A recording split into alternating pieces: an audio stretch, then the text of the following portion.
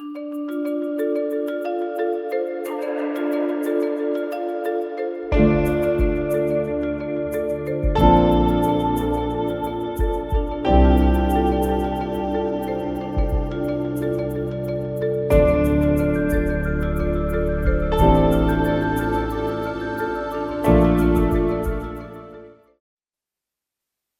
mi nombre es Enrique Rodríguez de la Rúa Franch y yo soy oftalmólogo del Hospital Universitario Virgen Macarena. Y bueno, pues agradezco mucho a la Sociedad Española de Diabetes pues, que haya contado con nuestro servicio para participar en esta sesión. Es una sesión en la que, bueno, pues tenemos 60 minutos. Yo no tengo intención de ocuparlos todos. Yo creo que es una oportunidad buena para un poco dialogar, intercambiar experiencias y bueno, pues hablar sobre el tema de cómo están afectando la llegada de nuevas tecnologías y sistemas automatizados en la valoración de la retinopatía diabética. Un poco, bueno, yo no tengo conflictos de interés en esta charla, creo. Deciros que voy a hablar principalmente del tema de cómo se utilizan las nuevas tecnologías en el screening de la retinopatía diabética y luego al final voy a dar 2 o 3 diapositivas para comentar cómo estas nuevas tecnologías de imagen pues están permitiéndonos conocer mejor la diabetes y darnos ideas de cómo mejorar el manejo. ¿De acuerdo? Yo creo que eso tendrán ya información y seguramente les interesa. Hombre, hablar de tecnologías de tratamiento, nuevos implantes para el tratamiento, yo creo que ya queda un poquillo fuera del ámbito de esta charla. Vamos a hablar sobre todo de técnicas de imagen. Bueno, hay algo pues que todos saben y es que la retinopatía diabética, que es una causa muy importante de pérdida de visión en edad laboral, yo no sé si será ya la primera o no sé, realmente en España no tenemos datos muy fiables, pero desde luego es muy importante.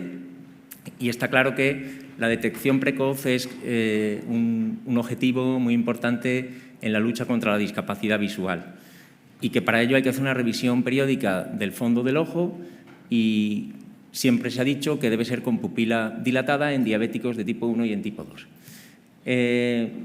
La verdad es que todavía, y esto varía mucho de unas zonas a otras, pues hay altas tasas de la población que no tienen las revisiones adecuadas. Y la verdad es que es una enfermedad en la que es perfecta para el screening, cumple todos los condicionantes o todos los requisitos para ser una enfermedad pues, objeto de un screening, ¿no? Los síntomas vienen muy tarde, tiene un tratamiento cuando se aborda a tiempo, se puede predecir su evolución, es decir, todo lo que la declaración famosa aquella de San Vincent o Liverpool, etcétera, etcétera, cumple todos los requisitos. Y un poco, pues realmente, la primera conclusión de esta charla es que yo creo que debería haber un screening obligatoriamente, pues prácticamente en todos los centros. Y esa es la primera pregunta que yo quisiera lanzar. De los que estamos aquí, ¿quién tiene en su centro un screening para la población con diabetes, para la retinopatía diabética?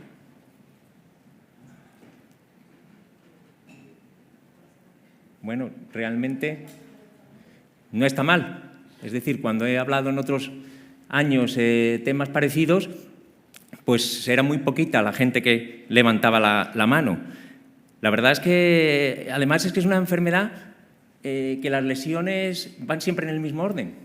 Y esto nos permite pues, que profesionales pues, no acostumbrados a ver fondo de ojo, pues lo pueden aprender muy bien, es fácil y desde luego que no sé, yo cuando trabajaba en Liverpool, pues lo hacían allí optometristas, ¿no? Con un médico de familia que revisaba. En Andalucía son los médicos de familia, pero yo creo que también puede ser otro personal el que pues, sea capaz de identificar las lesiones. Sabéis que empiezan siempre apareciendo microaneurismas y hemorragias, luego vienen los exudados duros, los exudados blandos o algodonosos, luego ya vienen los arrosariamientos vasculares, tortuosidades y ya por fin los neovasos. Es decir, que la enfermedad en ese sentido es bastante noble, siempre sigue el mismo patrón. Y lo cierto es que, pues, por ello han aparecido pues muchos programas en diferentes partes del mundo pues que son muy costo eficientes. Además, pues cada vez van haciendo que sea menos necesario un personal pues muy formado, es decir, que cualquier personal puede ir tomando las imágenes y empezamos ya a asistir a la aparición de sistemas de diagnóstico automatizados. La verdad es que todos los trabajos que hablan de costo-eficacia, pues hay poca duda de que merece la pena la inversión. Fijaros, un trabajo muy interesante de la Sociedad Europea de Retina, de la Euretina. Para los oftalmólogos es una institución pues, realmente relevante, pues dice que en general en Europa los servicios sanitarios nacionales pues, realizan un screening deficitario. ¿De acuerdo? Solamente destacan pues, al Reino Unido, como que tienen un screening nacional y hacen alguna mención a algunas comunidades autónomas, que me alegra que digan la de Andalucía, Canarias, que también son muy buenos en este tema, y pues consideran que en España la implantación de los sistemas de screening es muy diferente y que hay zonas con un problema importante y con una atención en este sentido deficiente. En Italia lo consideran el país con una situación más alarmante. Y lo que dicen es que realmente es importante que atención primaria se implique en todas partes en este tratamiento. Este es un trabajo que se debe hacer desde primaria. Bueno, la verdad es que tipos de screening hay muchos, eso también lo sabemos, y han ido evolucionando. Entonces, bueno, hay modalidades muy diferentes en diferentes zonas del mundo, desde campañas de detección pues con un oftalmoscopio directo, en algunos países pues en vías de desarrollo, aunque eso yo creo que ya debería ser desechado, hasta, pues, por ejemplo, zonas como Singapur o en Canadá en algunas regiones, o por ejemplo aquí en España, en Canarias, que ya están utilizando mucho los sistemas de detección automatizada. Bueno, yo creo que todos saben lo que es la telemedicina y un poco se ha acelerado todo. Es uno de los beneficios pues, de la campaña del COVID. Y esto está haciendo pues, que estén apareciendo un montón de tecnologías nuevas o que se estén acelerando el uso. Y la verdad es que la oftalmología pues, es una especialidad. La oftalmología es genial para prácticamente todo, pero todo lo que es para telemedicina, inteligencia artificial, visión artificial, es estupenda, así como también, permitidme meter la cuña, para terapias avanzadas, para terapia génica. Es apasionante. Si tienen un hijo, un sobrino que vaya a coger el MIR, todavía puede que esté a tiempo de coger oftalmología. Bueno, todo empezó en los años 80, como la imagen es tan reveladora en nuestra especialidad, pues en los años 80, pues simplemente tomando fotos de fondo de ojo con los famosos 7 campos del estudio ETDRS, pues se empezaron pues, a poner pues, sistemas de telemedicina y demostraron que tenían pues, buena sensibilidad y excelente especificidad, y fueron muchos los estudios que lo mostraron. La verdad es que la realización de las fotos de fondo pues, técnicamente pues, no es especialmente difícil. Puede hacerlo pues, enfermería, puede hacerlo técnicos de imagen. Realmente pues, no es especialmente difícil. Hombre, requiere pues, implantar retinógrafos, por ejemplo, el Hospital Macarena. El área del Macarena tiene 42 centros de salud. Pues la implantación de retinógrafos en toda Andalucía, que aquí está la doctora Martínez Broca, pues supondría una inversión inicial tremenda, pero todos los trabajos que evalúan demuestran que, como decía antes, es costo eficiente. ¿De acuerdo? La verdad es que lo perfecto es dilatar a los pacientes, pero como bien saben, en la mayoría de los casos se puede hacer con los retinógrafos que disponemos sin dilatación.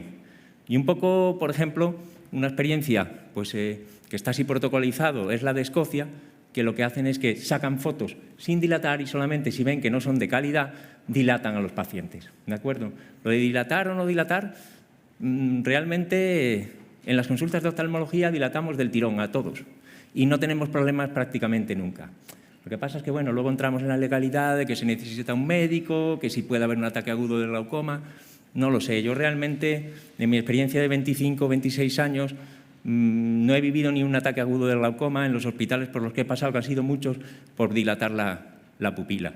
Quizá teniendo la precaución de no dilatar en personas muy hipermétropes sería suficiente.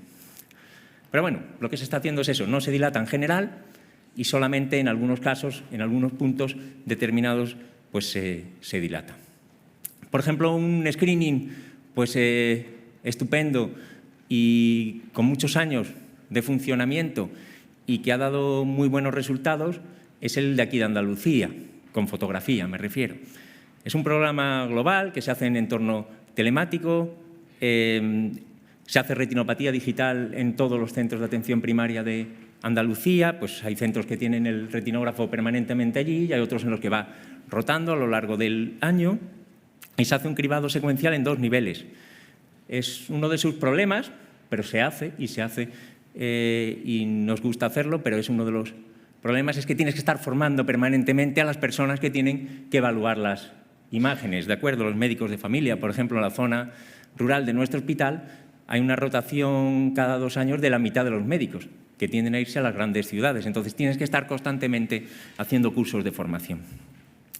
La verdad es que lo que se hace en Andalucía es que en atención primaria el médico recibe una alerta de que debe hacer un screening a sus pacientes cuando llega la fecha prevista y es el personal de enfermería el que toma la imagen. Luego los médicos de familia pues miran si hay lesiones o no y en caso de que la imagen no sea valorable o que tengan constancia de patología o que tengan dudas, pues entonces lo evaluamos en oftalmología, ¿de acuerdo? La verdad es que pues, se han visto al 90%, datos de 2018, se empezó en 2007, al 90% de la población diana. Se han hecho pues, casi 1 millón de retinografías. Se ha visto que tenían retinopatía diabética un 5,9% de los casos y que un 3,3% no eran valorables y estos había que mandarlos. Realmente, en general, cuando no son valorables es por catarata. O sea que también está siendo un screening de cataratas en personas diabéticas. La verdad es que se le ha dado una distinción de Best Practice por la Unión Europea. Yo creo que todos los que trabajamos en Andalucía y que estamos involucrados, pues estamos muy orgullosos. Yo realmente comentaba hoy desayunando que me cuesta recordar cuántos diabéticos o cuándo ha sido la última hemorragia vítrea que he operado, cuando tradicionalmente tenía un quirófano lleno de retinopatías diabéticas. O sea, la verdad es que entre todos, el buen control, el screening, pues estamos haciendo que cambie un poco el pronóstico visual de estos pacientes. ¿Tenéis comentarios alguien hasta ahora? ¿Vale? Bueno, una cosa parecida han hecho en Irlanda. Y en Irlanda, pues que han visto pues 300 y pico mil casos, también pues tienen, o sea que los fallos técnicos, por ejemplo, que hay en Andalucía, pues son un parecido a lo que hay en Irlanda. Y también ellos ven que la principal causa es por cataratas. Es decir, que la inmensa mayoría de los pacientes, casi el 90 y tantos %, pueden ser evaluados correctamente mediante la retinografía. Pero claro, existe siempre el miedo de ¿y qué pasa si los pacientes tienen un edema macular? El edema macular diabético ya sabéis que se diagnostica, y esto sigue estando en vigor, o se define como un engrosamiento de la retina en el área macular clínicamente visible con la exploración de fondo de ojo y que a veces se acompaña o no de sudados duros. Claro, el que a veces se acompañe o no, si se acompaña de sudados duros se detecta muy bien en una foto en 2 dimensiones, pero cuando es un engrosamiento que no tiene sudados duros, pues puede pasar desapercibido. Entonces, claro, como ahora los oftalmólogos disponemos de un instrumento que se ha convertido en esencial en nuestras consultas, que es la tomografía óptica de coherencia, ya sabéis que lo que es para el tratamiento del edema y para el seguimiento pues es fundamental, pues claro, están diciendo, oye, esto facilitaría no perder casos de edema macular diabético si hiciéramos un screening con OCT.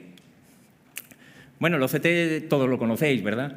Es una exploración que funciona, su fundamento es similar al de la ecografía, pero en lugar de utilizar ondas de sonido, utiliza ondas de luz.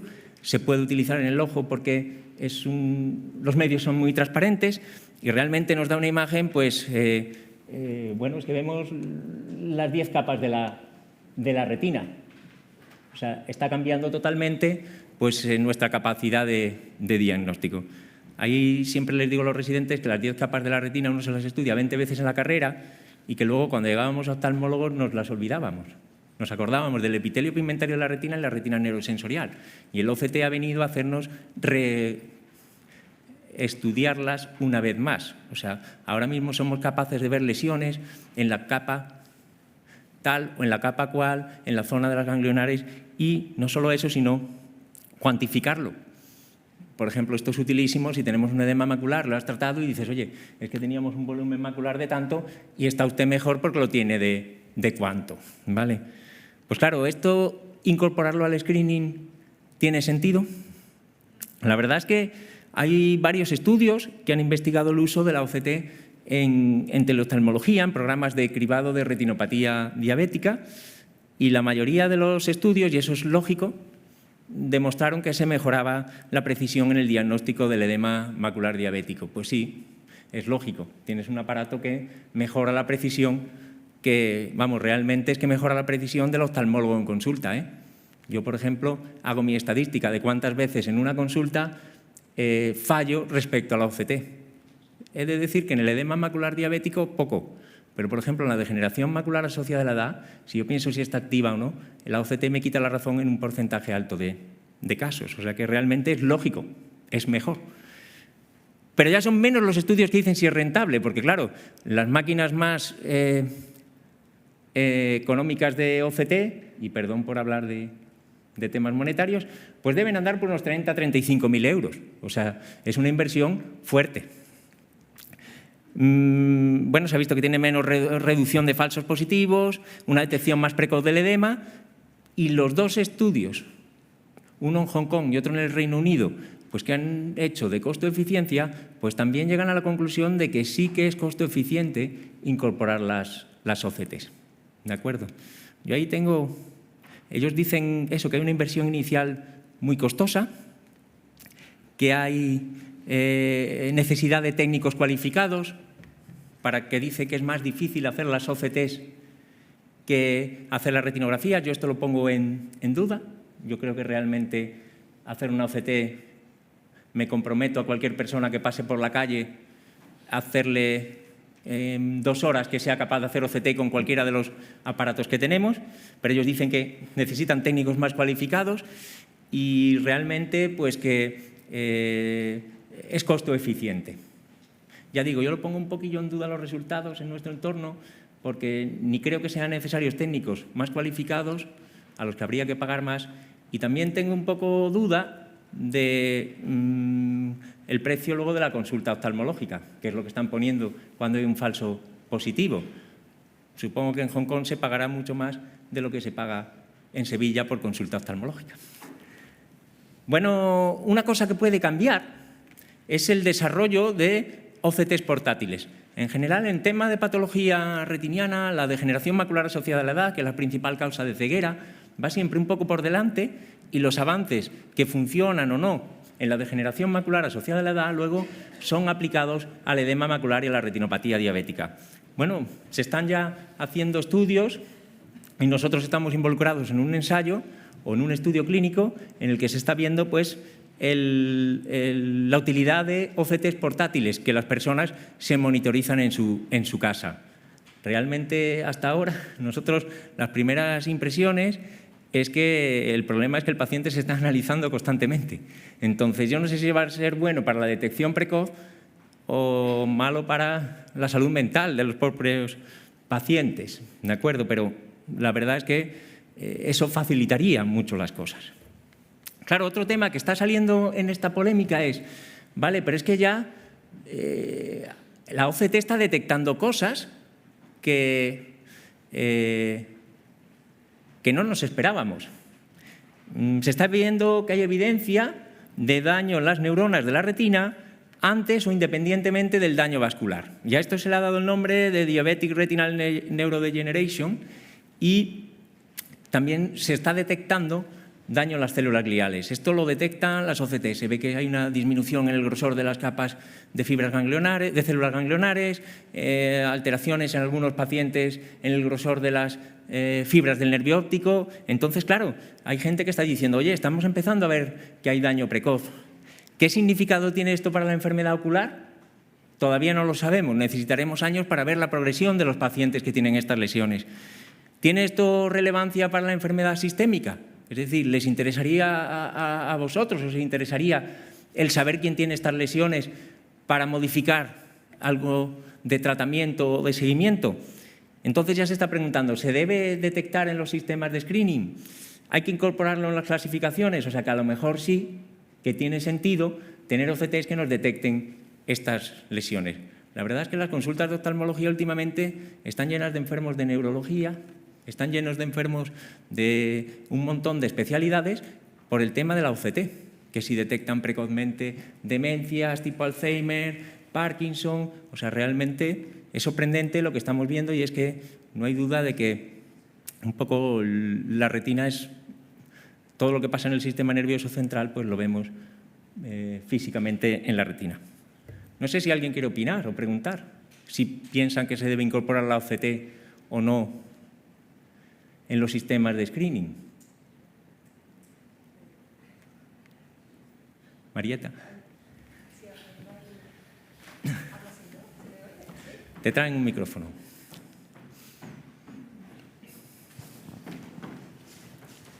Gracias.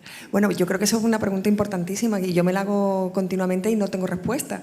Debemos en el proceso, a lo mejor entre todos pues nos podéis ayudar a responderla, porque en el proceso de renovación de los equipos con los que estamos realizando el screening poblacional de retinopatía diabética, la pregunta es si debemos hacer esta inversión ampliada aprovechando esa renovación tecnológica, incorporando la OCT de forma masiva, o lo tenemos que hacer de forma puntual, valorando si realmente la rentabilidad de ese proceso, que a priori todo el mundo piensa que es adecuada, realmente es así. Y yo tengo muchas dudas.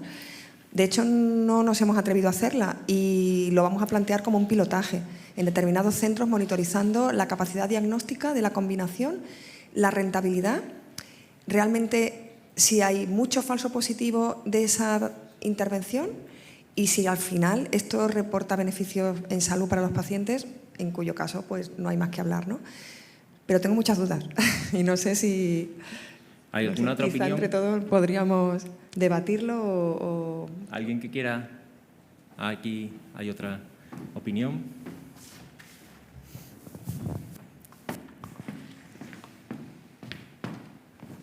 Bueno, esta es una pregunta soy Rafael Simó, una pregunta muy importante, ¿no? Porque en estos momentos el problema es que aún no tenemos validado un tratamiento en estos estadios precoces donde solo existe neurodegeneración. Pero cuando exista, y existirá, ya te lo digo yo, dentro de un par de años, porque hay distintos, incluso por vía tópica ocular, distintas empresas que están ya avanzando en eso, entonces tendrá mucho sentido. Porque ahora el problema está que si tú diagnosticas una neurodegeneración, pero tampoco le haces ningún tratamiento, pues es poco pushing para los healthcare providers, ¿no? Porque dices, bueno, si no tiene tratamiento, pues tampoco le vamos a hacer nada. Pero una vez lo tenga así. Y luego otra cosa. Hay dos fenotipos. Nosotros en el estudio Eurocóndor, que es un estudio multicéntrico, un proyecto europeo que tuve el placer de coordinar y que se terminó, vimos que la neurodegeneración era un ensayo clínico first in man donde utilizábamos sustancias neuroprotectoras para ver si se retrasaba la evolución de la neurodegeneración. ¿De acuerdo? Y vimos que había dos fenotipos, ¿no? Un fenotipo de pacientes, que era el 70%, donde la neurodegeneración sí que precede la afectación microangiopática, pero un 30% de pacientes ya tenían ETDRS un poco avanzados y no había neurodegeneración detectada a través del retinograma multifocal heavy, que era una... Ahora, en estos momentos, tenemos la suerte de tener el Reteval, que es un electroretinograma portátil, donde te puedes detectar neurodisfunción, que incluso es más precoz que la neurodegeneración orgánica, es decir, lo que has explicado tú muy bien, el adelgazamiento de las capas de fibras nerviosas, etc. Y entonces aquí hay distintos estadios de la neurodisfunción, la neurodegeneración, y podemos empezar a cambiar el paradigma de la clasificación de la retinopatía diabética. De hecho, en una, no sé si lo has visto, pero en un Lancet de Endocrinology y Metabolism proponemos ya poner estas pruebas en el screening, pero todo depende de la capacidad económica de cada país.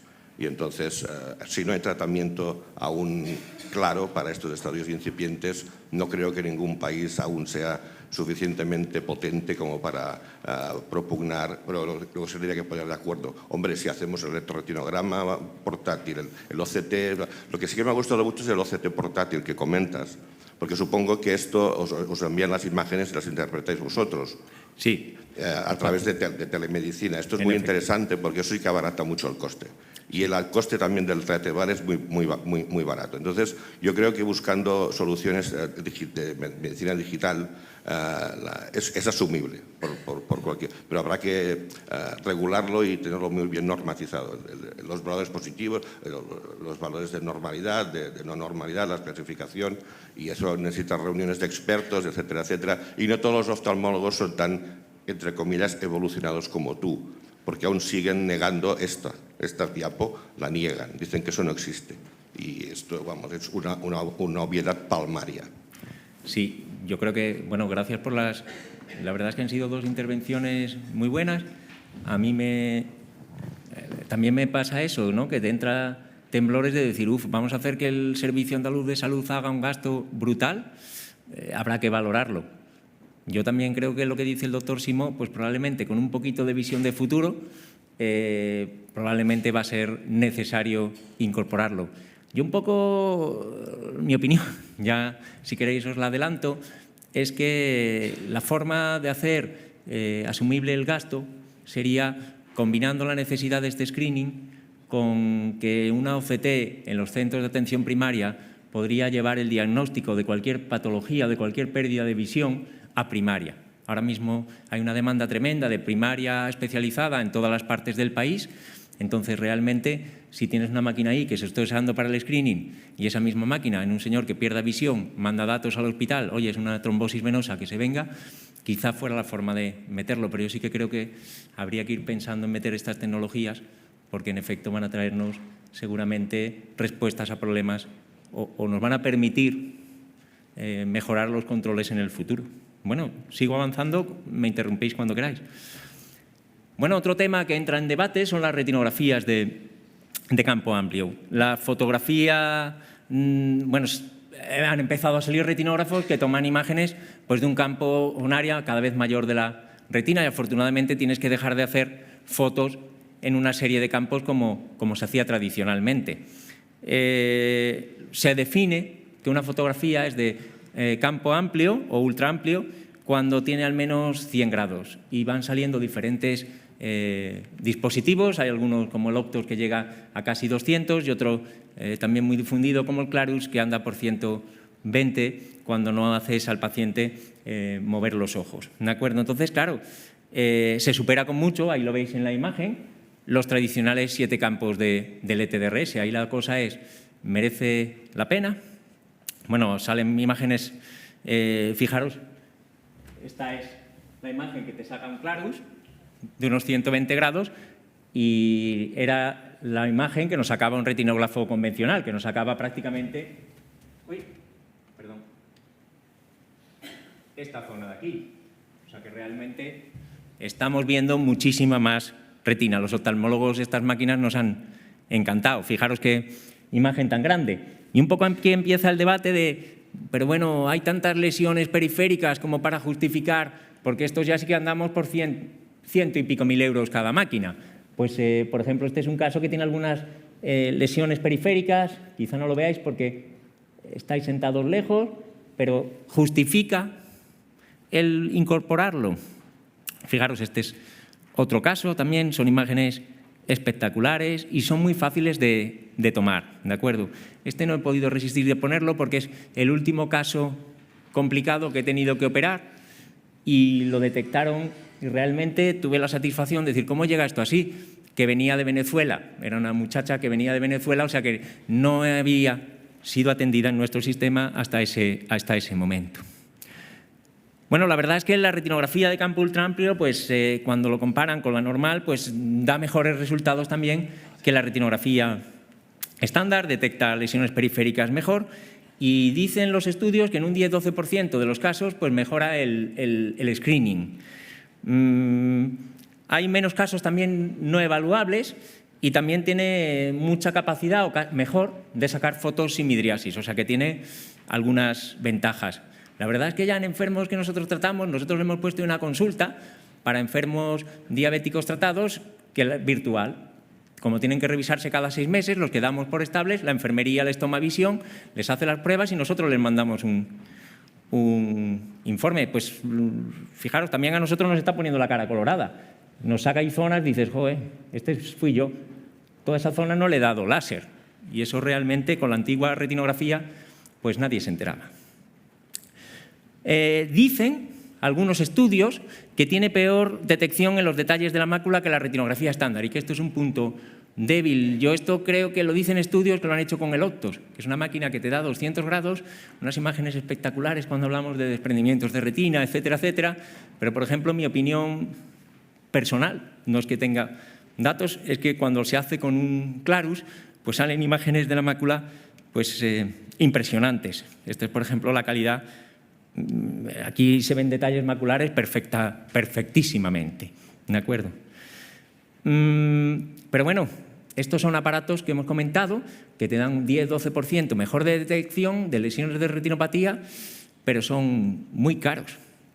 Entonces, van saliendo también alternativas mucho más accesibles, como son los dispositivos portátiles y basados en smartphone. Y, por ejemplo, uno al que se le dio un empujón muy grande es de la de nuestros vecinos del Hospital de San Juan de Dios del Aljarafe, que tenían un sistema pues, que nadie le hacía caso y en la pandemia del COVID pues, fue utilizado con muchísimo éxito en nuestro entorno de una forma artesanal y ellos han publicado, ya lo han patentado, pero bueno, hay muchos sistemas.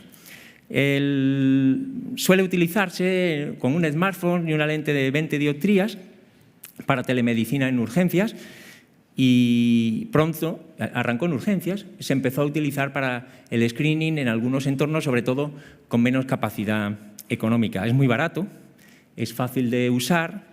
El problema es que el campo exploratorio a veces no es tan grande y tiene peor detección de los casos leves, eso se ha demostrado. Sí que tiene buenos resultados para detectar los casos de retinopatía más avanzadas y precisan midriasis. O sea que yo creo que es al menos de momento, una buena opción en ciertos entornos, ¿de acuerdo? La verdad es que es una pena que yo creo que su nivel de calidad es un poquito más bajo, porque fijaros el éxito que tenemos con la telederma, o sea, lo que puedas hacer con un smartphone, que lo tenemos todos, pues realmente triunfa siempre.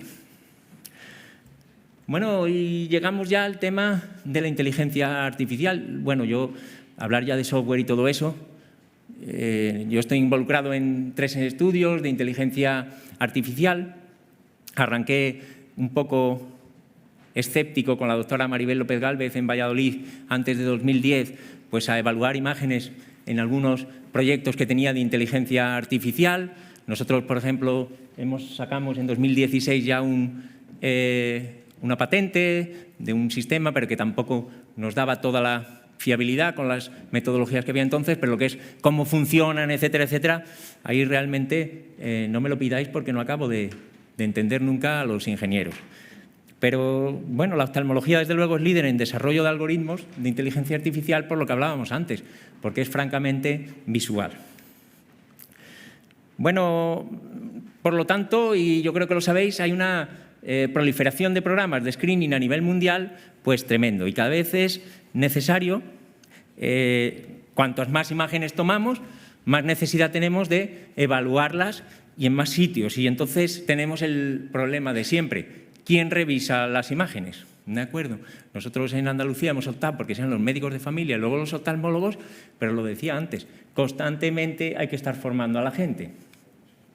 Y los médicos de familia, pues ahora mismo tienen una carga asistencial, pues que, bueno, les entorpece su actividad. La verdad es que Lo primero que hay que decir es que oftalmólogos hay muy pocos. Según el libro blanco de la visión del Economist, pues no tenemos suficientes optometristas y no tenemos suficientes oftalmólogos en el mundo. Y esto es un tema generalizado. Yo creo que, bueno, hay algunos trabajos muy bien hechos en Italia que dicen que a los 65, cogiendo una población de 65 años al azar, el 56% tienen cataratas, ¿de acuerdo? Operables. Y el 20% algún tipo de retinopatía y un 5% o glaucoma o una alta sospecha. O sea, realmente, oftalmólogos es difícil que podamos revisar todas estas imágenes. Los médicos de familia, su carga también hay que decirlo, etcétera, etcétera. Pues aquí llegan los algoritmos que crean con inteligencia artificial que intentan simular la inteligencia humana para realizar las tareas. Primero empezamos con algunos basados en Machine Learning y ahora realmente lo que es la moda son los del Deep Learning, que son los que realmente han dado un salto de calidad en cuanto a resultados de sensibilidad y especificidad. Entonces, los modelos basados en esta tecnología, en muchos estudios pues, se ha visto pues, que los resultados son pues muy buenos, muy buenos. Hay una serie de requisitos de qué resultados debe tener digamos, un sistema de telemedicina, en concreto de teleoftalmología, para ser considerado pues, aceptable, ¿no? Que están hechos por la Asociación Americana de Telemedicina, y estos software de inteligencia artificial, algunos de ellos ya los alcanzan. La verdad es que esto ha llevado a que la FDA haya aprobado, por lo menos en mi conocimiento y hasta ahora, 3 sistemas, ¿de acuerdo? Y bueno, pues que los haya autorizado para su uso. Es verdad que sigue quedando el problema pendiente de cómo integrarlos en los programas corporativos, un poco de cómo quién emite las revisiones, quién hace los informes, etcétera, etcétera. Bueno, esos son los 3 programas basados en inteligencia artificial que se han aprobado en Estados Unidos, ¿de acuerdo? No voy a entrar mucho a comentarlos porque tampoco hay muchas experiencias publicadas, pero sí que todos ahí su sensibilidad y especificidad pues es bastante, alcanza los niveles aceptables, ¿de acuerdo? Bueno, entonces tiene 2 ventajas. La principal es que reduce la necesidad de evaluadores formados, y la segunda, que también se considera muy buena, es que el feedback es inmediato. Es decir, que al señor prácticamente en la consulta no hay que esperar a que no, el médico lo mirará y si hay duda al oftalmólogo y te llegará un informe a casa. Esto prácticamente le puedes decir al señor, oye, pues no estás bien, lo cual ya puede iniciar una serie de medidas para su control, para su concienciación, etcétera, etcétera. Pero vaya, hay todavía muchas incertidumbres con la inteligencia artificial y también vacíos legales. Por ejemplo, bueno, habrá que ver, todos alcanzan los que se han aprobado unos niveles aceptables, pero habrá que ver cuáles son los mejores. Cada dispositivo tiene unos niveles de sensibilidad y especificidad diferentes y habrá que ver qué es lo que buscamos en nuestro medio. Luego, muchos solamente pueden utilizarse con unas máquinas concretas. Eso están queriendo lanzarlos de manera que este va con esta máquina de este retinógrafo de tal empresa, pero no con los de otras. Y ese es un problema que quizá deberían de cambiarlo. Luego, tampoco hay publicados muchos datos, o sea, muchos de estudios pilotos, pero pocos de cómo se comportan en entornos clínicos reales. Luego también hay miedo a sesgos en general, pues, cuando haya minorías étnicas. Es decir, probablemente en España se utilicen unos software que si tenemos personas que vienen de otras partes del mundo y que no haya muchas por aquí, pues pueden cometer errores. También un poco en género. Es decir, hay quien duda de que pueda haber algunos sesgos pues, entre hombres y mujeres. Pero bueno, el caso es que cada vez hay más y más información y la inteligencia artificial en estos modelos pues, está haciendo cosas pues, que nos sorprenden. Por ejemplo, hay algunos trabajos en los que están siendo capaces de predecir la velocidad de evolución de la retinopatía diabética en cada paciente, ¿de acuerdo? O sea, hay varios modelos que están dando esto y muchos de ellos, el problema es que no sabemos, el famoso fenómeno de la black box, no sabemos de la caja negra, esto me está diciendo que este señor va a ir muy rápido, pero yo, para poder fiarme, tendré que saber en qué se basa.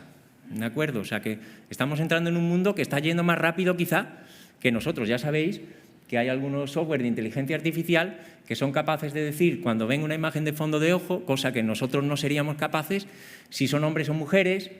La edad, hombre, yo sí puedo decir si es un anciano, si es un niño, si es tal, pero que te clavan la edad y también te están diciendo este señor tiene riesgo cardiovascular alto, bajo, o sea que están llegando, eso también puedes verlo a veces, pero en muchos casos afinan, o sea que ahí el tema es que tenemos que saber cómo decide para ver si nos podemos fiar. Además, se está haciendo pues, predicción de esto nos va a llenar las consultas, como esto vaya para adelante, más aún. Y es que, por ejemplo, están prediciendo complicaciones mediante retinografías valoradas por inteligencia artificial. Este es un trabajo, por ejemplo, que pongo ahí de ejemplo, en el que midiendo una serie de parámetros de la vascularización de la retina, que si está muy tortuosa o está menos, que si tiene el calibre, las vénulas a estas distancias de la papila tanto o cuanto, y una serie de parámetros que le damos de historia clínica, pues están prediciendo con mucha fiabilidad qué enfermos tienen que ir al nefrólogo porque tienen nefropatía. No sé si tenéis comentarios o preguntas. Bueno, pues entonces os cuento pues que sí que hay algunos estudios en Singapur. En Singapur se han lanzado a poner la inteligencia artificial y hacerlo de una forma sistematizada. Entonces ahí sí que han hecho algún estudio interesante y es que han dicho vamos a ver un estudio de coste-eficiencia de 3 modelos. El modelo tradicional en el que se hacía la telemedicina clásica, un modelo en el que dejamos que sea totalmente autónomo a la inteligencia artificial, al que diga que está mal lo mandamos a oftalmología, al que diga que está bien le citamos nuevamente. Y un modelo pues semi-automatizado en el que se supervisan los diagnósticos positivos. Que la máquina dice que tiene patología, pues entonces ese sí que lo supervisamos. Bueno, pues lo que han visto los de Singapur es que realmente el más coste eficiente es el modelo semiautomatizado. Dicen que cuesta $77 por persona si lo evalúan humanos, al modo que se hace, por ejemplo, aquí en Andalucía, que si es automatizado son 66 euros por persona y semiautomatizado 62 euros, no son dólares, ahí me he confundido, dólares por persona, porque dicen que es muy costoso tener muchos falsos positivos y tener que mandarlos a la consulta de oftalmología. Aquí nuevamente me pregunto si la consulta de oftalmología, porque meternos a nosotros 10 enfermos, 15 más, eso el SAS, si ya nos tiene pagados, nos incorpora, nos duplica la agenda y ya está. Pero bueno, una cosa interesante es este trabajo, es un trabajillo ahí que han hecho en Japón, en el que están diciendo, bueno, muy bien, este es el modelo en el que nosotros queremos integrar la inteligencia artificial en nuestro sistema. Entonces, es un sistema pues, en el que, bueno, primero hay que elegir la población elegible para el screening, luego invitarles a participar y a informarles, luego se les hace la prueba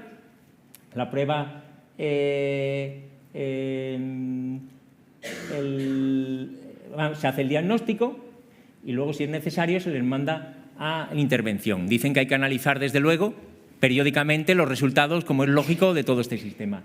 Pero una cosa que dicen ellos importante es ¿y qué pasa de los informes?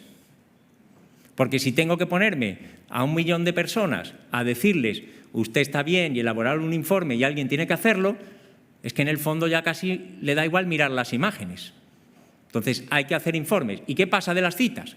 Necesitamos un sistema que, si está bien el señor, diga pues este señor necesita ser reevaluado en 1 año o en 2 años.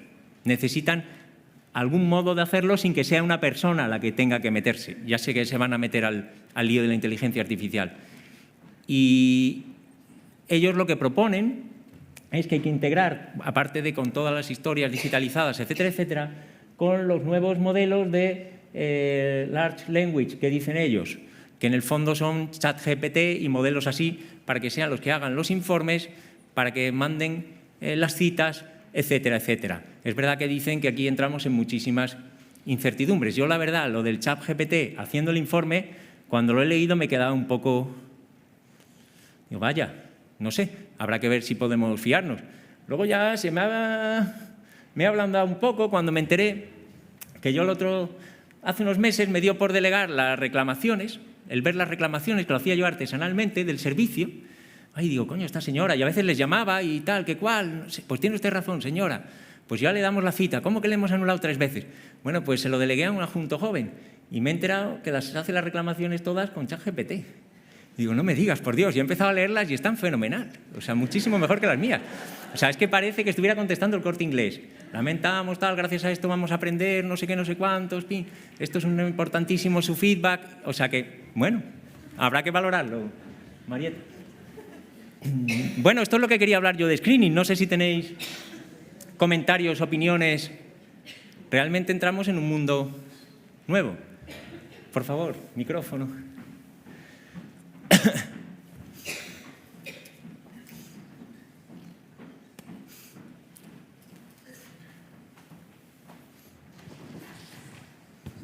No, yo solo quería comentar lo que acabas de decir, que es muy interesante lo del ChatGPT, porque ahora lo que lo sé porque estoy participando justamente con el grupo de Tien Wong, que ahora está en China, ya no está en Singapur, pero bueno, está es como Dios, está en todos lados y publica cada día 20 Lancets, en fin.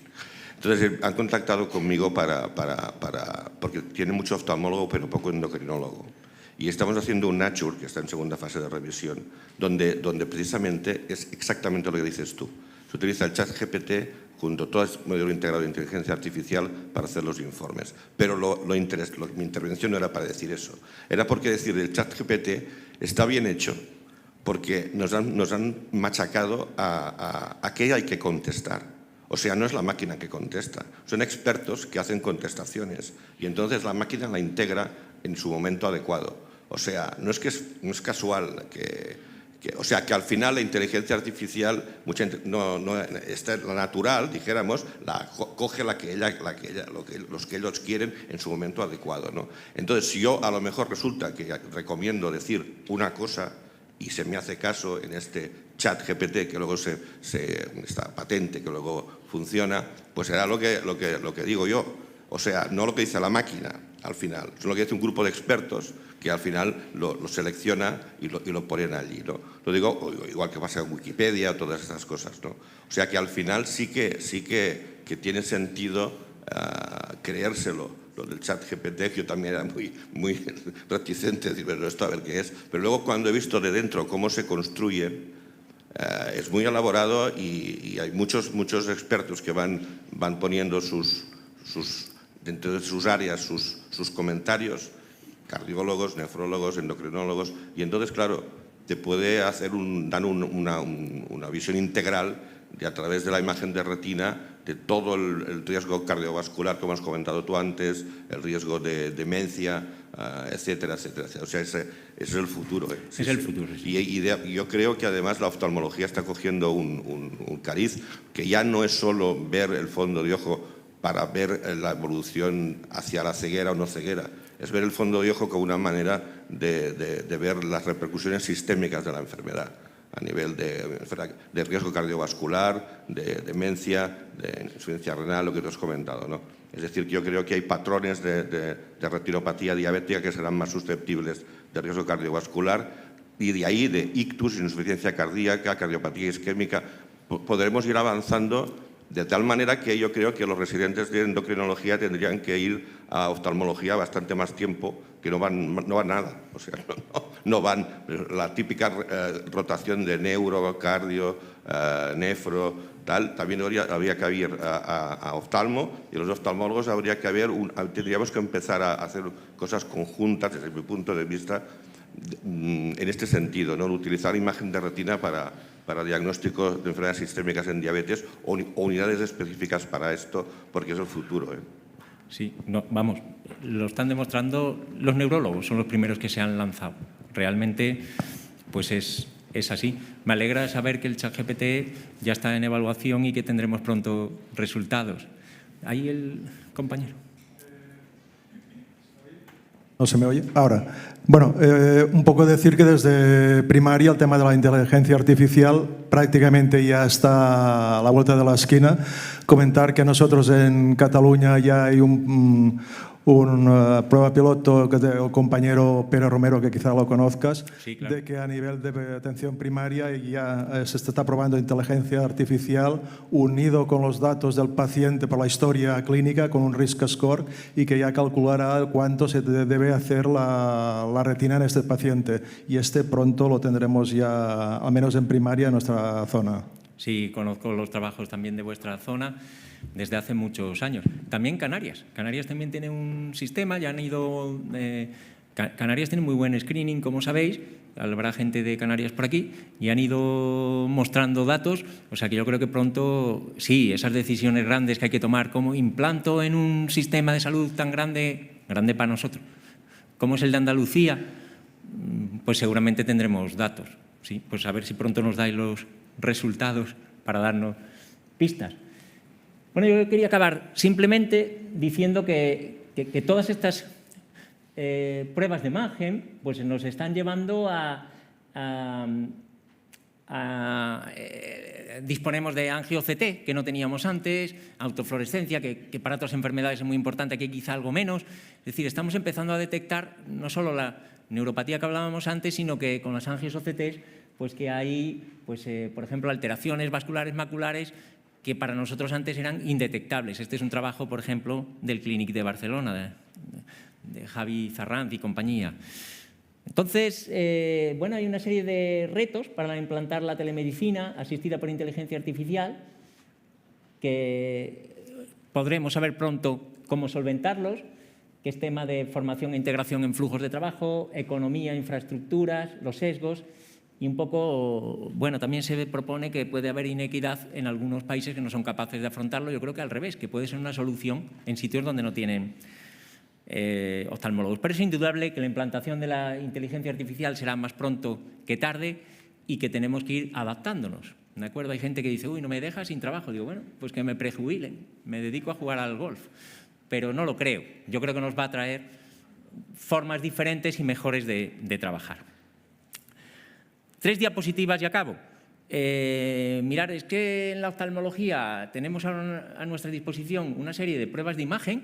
A mí no me gusta, pero se le llama radiómica en oftalmología. No me gusta porque no creo que sean el nombre correcto, porque no es radiología, que nos están llevando pues a, bueno, ahí tenemos algunas, pues a la medicina de precisión a pasos agigantados. Por ejemplo, en tema de retinopatía diabética, estudios de imagen nos están llevando a la identificación de biomarcadores de progresión más agresivas. Nos están llevando también a, lo hemos estado hablando ahora mismo, lo ha hablado el doctor Simó, que también nos está identificando o dando biomarcadores de diferentes riesgos sistémicos. Estamos también empezando a tener biomarcadores de respuestas a tratamientos. Si encuentras estos hallazgos en la OCT, tal, es mejor poner un implante de desametasona, porque te marca inflamación. Y también están empezando a haber trabajos que nos dicen, pues, si a este paciente le tratas con esto, vas a tener que volver a inyectarle en 3 meses, es decir, de duración de tratamientos. O sea que estamos empezando a tener conocimiento acelerado gracias a estas pruebas de imagen. Una cosa que, por ejemplo, a mí me ha fastidiado muchísimo es que con pruebas de imagen están llegando a una correlación, o sea, algunos sistemas de inteligencia artificial que te dicen los niveles de algunas citoquinas en humor acuoso y en vítreo de los pacientes. Y a mí me fastidia porque nosotros en el contexto de la RETIS estábamos trabajando en detección de citoquinas en lágrima y teníamos trabajos muy avanzados. Pues si ahora se va a poder hacer con una OCT, no va a tener mucho sentido hacer análisis de lágrima, pero así son las cosas. Así pues, yo creo que, para acabar, mis conclusiones es que es necesario un sistema de screening de retinopatía diabética y el que, a Dios gracias, he visto que casi todos lo tenéis, pero el que no, pues yo creo que debería coger de la bata a su gerente o de la chaqueta si no es médico y solicitárselo, ir con los compañeros de oftalmología y es obligación, ¿de acuerdo? Que la proliferación de tecnologías proporciona múltiples opciones de screening con sus ventajas e inconvenientes, que en general los sistemas son costo eficientes siempre, o sea que merece la pena, podéis ir tranquilos a por vuestro gerente de que vais a pedirle algo que va a funcionar. y que vamos a asistir a un desarrollo incesante de los sistemas de detección automatizada y que es mejor subirse al carro. Habrá que integrarlos en los programas corporativos y circuitos existenciales y en eso habrá que trabajar. Y luego también decir que los estudios de imagen en retina proporcionan mucha información sobre la fitopatología, biomarcadores y respuesta a tratamientos. Yo creo que estamos ya saltando a la medicina de precisión. Y era lo que yo quería comentaros y creo que nos quedarán 5 minutos o así para si alguien quiere comentar algo.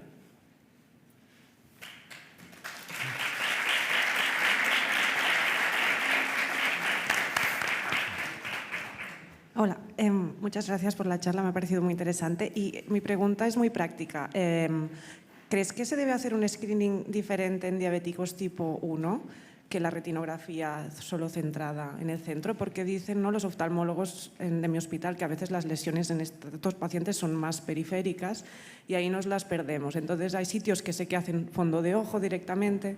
Nosotros seguimos haciendo la retinografía, pero a la minísima duda los envío, es lo que hago, pero no tenemos el circuito establecido y no sé si podrían ser quizá unos buenos candidatos a la retinografía esta campo ampliado o cuál es vuestra opinión y cómo lo hacéis aquí en Andalucía. Pues sí, yo creo que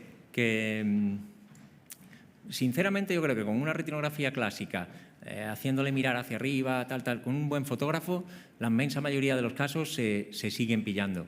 Pero yo sí que creo que los primeros retinógrafos de campo amplio deberían ir a los servicios de endocrinología o a los centros donde se vean los diabéticos tipo 1. Estoy de acuerdo contigo. Nosotros, de momento, esos pacientes se hacen en los servicios, se hacen las retinografías en endocrinología en general y si tienen duda nos lo mandan. En nuestro caso es que estamos al lado. Entonces es que somos vecinos de puerta, nos lo podemos ver. Pero sí, yo creo que es el primer sitio donde yo pondría los retinógrafos de campo amplio, porque en la reposición de equipos van a ser de campo amplio todos, yo me imagino. La suerte de tener oftalmólogos al lado como Enrique es que te ayudan a tomar decisiones como estas, ¿no? En el programa de cribado de Andalucía, el cribado de la diabetes tipo 1 es común al de la diabetes tipo 2, es decir, seguíamos utilizando desde el principio el mismo programa. La diferencia es que el médico de cribado es el endocrinólogo, pero el equipo es el mismo, es un retinógrafo, digamos, clásico.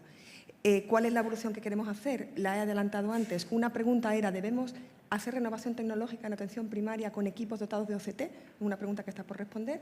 La respuesta que hemos decidido es, vamos a hacerlo de forma controlada, vamos a hacer pilotos. Y la segunda pregunta es, ¿debemos hacer renovación tecnológica en los centros hospitalarios con retinógrafos de campo amplio? Para responder a tu pregunta, para alcanzar la zona periférica sin remitir a los pacientes al oftalmólogo, que es lo que queremos evitar. Queremos que los oftalmólogos estén disponibles para tratar los casos graves, no para hacer cribado, porque son pocos, él mismo te lo ha dicho. Luego, nuestra intención es dotar con retinógrafos de campo amplio en atención hospitalaria. No sé si lo vamos a conseguir, pero la propuesta está encima de la mesa. Bueno, nosotros sí que hemos hecho una variación al sistema. Los que nos mandan, desde hace unos pocos meses, estamos haciéndole una consulta virtual de enfermería que nos sacan una foto con el retinógrafo de campo amplio y lo ve una oftalmóloga al día siguiente. Un comentario solo. Es un tema que tengo mis dudas sobre la retinografía de ultra wide, campo amplio, vaya, porque sí, bueno, puede ser que haces alguno, como dices tú, alguno más, pero ya viene la siguiente pregunta, ¿no? ¿Y por qué no angio-CT directamente? Entonces, claro, ya te van a decir, bueno, y entonces, ¿para qué me estoy gastando aquí el campo amplio para cazar 4? Y si luego con la angio-CT veo si tienen dropouts de capilares del plexo profundo y me va a cambiar también el paradigma porque van a cambiar las guías. Sí. Es decir, esto lo que está pasando es que está evolucionando de una manera tan tremenda que igual te quedas anticuado cuando has hecho un avance. Yo me esperaría. Sí. Sé que tiro piedras contra nuestro propio, pero yo me esperaría un poco a que se aclare un poco la situación, porque es que en 2 años cambia totalmente. La angio-CT he puesto ahí una única diapositiva por no meterme ya en el tema, pero ahora que están empezando a salir dispositivos de campo amplio, Claro, porque antes era una zona solo de la mácula muy limitada, pero ahora ya hay angio-CT de campo amplio. Y ahí esa es la ventaja que tienes, que puedes ver los plexos capilares profundos, superficiales, los diferentes plexos, que no lo ves con ninguna otra forma en la retina. Y también va a cambiarnos el paradigma. Claro, y además es que además existe un porcentaje de pacientes donde ya existe no retinopatía diabética manifiesta, que no puedes ver, pero la ves por la angio-CT. Y ahí estos pacientes seguramente también van a tener mayor riesgo cardiovascular porque empieza el microvaso de todo el organismo a estar alterado, ¿no? O sea, abre un nuevo futuro. Por eso yo creo que estas imágenes no son ya solo oftalmológicas, ya no es solo el oftalmólogo, son imágenes que debemos integrar en el conocimiento del endocrinólogo para ver el pronóstico general del paciente, insisto. Es que ya no es solo por la propia evolución del ojo, sino Totalmente del pronóstico del paciente. Bueno, pues muchas gracias.